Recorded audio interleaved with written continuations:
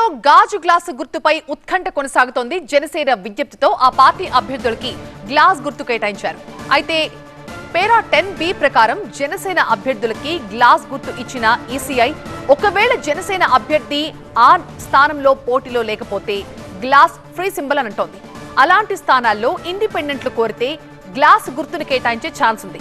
అయితే రాష్ట్రంలో 10% పైగా స్థానాలలో జనసేన పోటీ చేస్తోంది కాబట్టి గ్లాసు గుర్తు ఇతరులకు ఇవ్వొద్దని ఈసీఐని కోరుతోంది జనసేన. అయితే జనసేన వినతికి సంబంధించి ఇంకా కేంద్ర ఎన్నికల సంఘం ఎలాంటి నిర్ణయం తీసుకోలేదు. ఈ రోజు మధ్యాహ్నం 3 గంటలకి నామినేషన్ల ఉపసంహరణ గడువు కూడా ముగుస్తోంది. ఇప్పటికే ఇండిపెండెంట్లు కోరితే గ్లాస్ గుర్తును కూడా కేటాయించింది ఎలక్షన్ కమిషన్.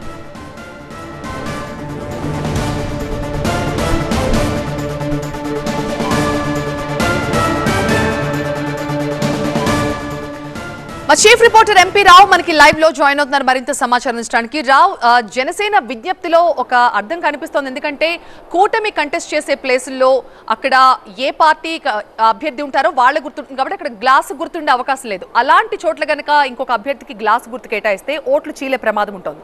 సో మరి దీనికి సంబంధించి జనసేన ఎంత ఆశాభావంతో ఉంది ఖచ్చితంగా వాళ్ళకి ఫేవర్ గా ఈసీ ఒక నిర్ణయం తీసుకుంటుందని?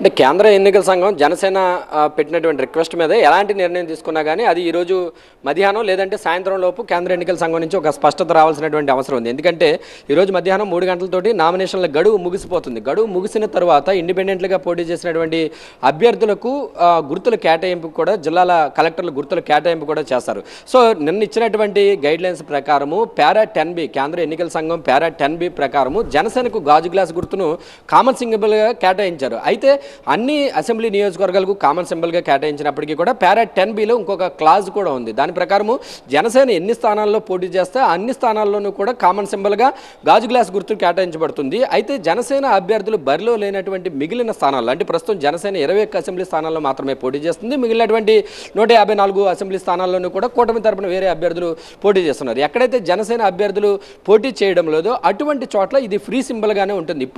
ఇప్పటికి కూడా గాజు గ్లాస్ గుర్తు అనేది ఫ్రీ సింబల్స్ జాబితాలోనే ఉంది. అయితే జనసేన ఆ సింబల్ కోరింది కాబట్టి జనసేనకు పోటీ చేసేటటువంటి స్థానాల్లో అన్ని స్థానాల్లోనూ కూడా గాజు గ్లాస్ గుర్తే ఉంటుంది. కానీ మిగిలినటువంటి స్థానాల్లో జనసేన అభ్యర్థులు లేని చోట్ల ఇండిపెండెంట్లకు ఆ గుర్తు కేటాయించేటటువంటి అవకాశం కూడా ఉంటుంది. అయితే ఆ గుర్తు ఎప్పుడు కేటాయిస్తారంటే ఇండిపెండెంట్గా నామినేషన్ వేసేటటువంటి సమయంలోనే ఆ అభ్యర్థి 3 గుర్తులను ఎంపిక చేసుకోవాల్సి వస్తుంది. నాకు ఈ 3 గుర్తుల్లో ఏదో ఒక గుర్తు ఇవ్వండి అని చెప్పి ఆప్షన్స్ ఇవ్వాల్సి వస్తుంది. సో ఒకవేళ నామినేషన్ వేసేటటువంటి సమయంలో ఇండిపెండెంట్ అభ్యర్థులు ఆ 3 సింబల్స్లో కనుక గాజు గ్లాస్ సింబల్ని కూడా కోరుకున్నట్లయితే ఖచ్చితంగా అక్కడ ఆ నియోజకవర్గంలో జనసేన అభ్యర్థి లేకపోతే ఎవరైతే ఆ గాజు గ్లాస్ సింబల్ని కోరుకుంటున్నటువంటి ఇండిపెండెంట్ అభ్యర్థి ఉంటున్నారో వారికి ఖచ్చితంగా ఆ గుర్తు కేటాయించేటటువంటి అవకాశం ఉంటుందని చెప్పేసి ఎన్నికల కమిషన్ కూడా స్పష్టం చేస్తున్నటువంటి పరిస్థితి. సో ఈరోజు మధ్యాహ్నం 3 గంటల తర్వాత నామినేషన్ల గడువు ముగిసిన తర్వాత మరి అటువంటి అభ్యర్థులు ఎవరైనా జనసేన పోటీ చేయనటువంటి మిగిలినటువంటి స్థానాల్లో అటువంటి ఇండిపెండెంట్ అభ్యర్థులు ఎవరైనా కూడా గాజు గ్లాస్ కనుక కోరుకుని ఉంటే ఖచ్చితంగా వారికి ఆయా జిల్లాల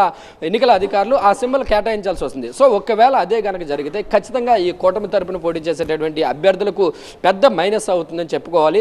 అయినప్పటికీ కూడా జనసేన మేము 10% కంటే ఎక్కువ స్థానాల్లో పోటీ చేస్తున్నాం కాబట్టి జనసేన పోటీ చేసేటటువంటి స్థానాలతో పాటుగా మిగిలినటువంటి స్థానాల్లో కూడా ఎక్కడా కూడా ఆ సింబల్ని ఎవరికి కేటాయించవద్దని కోరారు. సో మరి దీని మీద ఇంకా కేంద్ర ఎన్నికల సంఘం ఎలాంటి రిప్లై కూడా ఇవ్వలేదు. ఈరోజు సాయంత్రం వరకు కూడా కేంద్ర ఎన్నికల సంఘం నుంచి రిప్లై వస్తుందని చెప్పేసి కూడా జనసేన పార్టీ ఆశాభావంతో ఎదురు చూస్తుంది. ఒకవేళ సిఈసి నుంచి కనుక రిప్లై రాకపోతే మాత్రం పరిస్థితి వేరేగా ఉండే అవకాశం ఉంది.